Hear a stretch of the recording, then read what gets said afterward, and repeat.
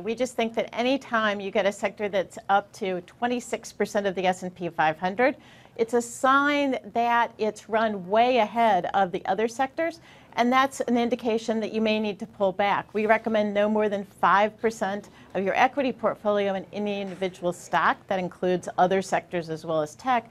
But more importantly, no more than 20% of your portfolio be in technology.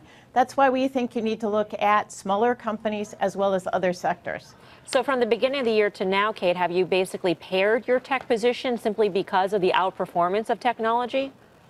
We've recommended that investors pull back to no more than 20%. So yes, that would be repeatedly pulling back. And the reason is not because we don't like technology. In fact, the valuations are actually still very reasonable. It's portfolio management. Compared to how fast their earnings growing. You're just saying you want to be prudent about how you manage your portfolio. Yeah. Matt, do you agree with that in terms of spreading your eggs out and making sure that you're not becoming too overweight in technology? Or is there such a thing when you've got a sector that has been the clear leader so far this year?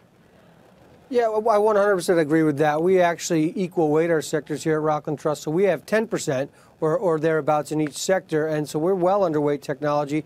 The valuations are stretched in technology. And if you throw Amazon and Netflix into that basket, I know they're in consumer discretionary, they look even more stretched. The technology index is about 20% more expensive than the market. Consumer discretionary is another 10 to 15% on top of that. And you can pick up telecom and financials at 10 to 12 times earnings, and technology is trading up near 19 and 20. And I know that they're growing and all, but there is a certain amount of defensiveness you get in some of those other names with dividends and so forth. And so we are more defensive nowadays than we've probably been at any time in the last couple of years. Did I hear you say that roughly 10% of your portfolio is in each of the 10 or 11 sectors of the S&P?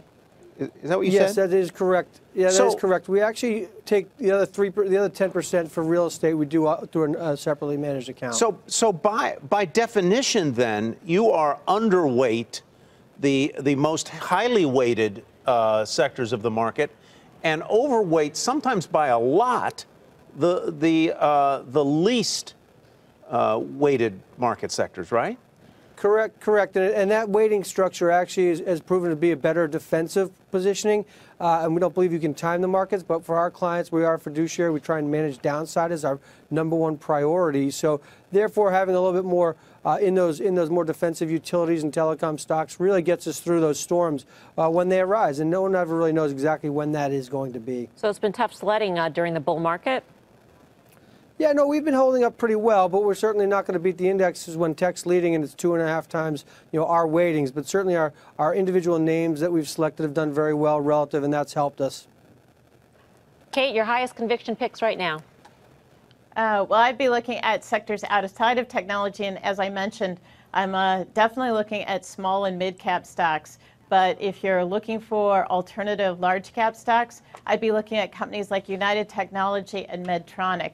Both have solid earnings growth. They have good prospects. They have good dividends, which in our view makes them a little more defensive. And in our view, they're ones that have lagged behind a bit, but still have reported above expected earnings growth. That to us says they're poised to continue higher. And we actually think the stock market as a whole is going to continue higher, probably led by technology. So that's why we're saying make sure you're better diversified than the S&P 500 as a whole.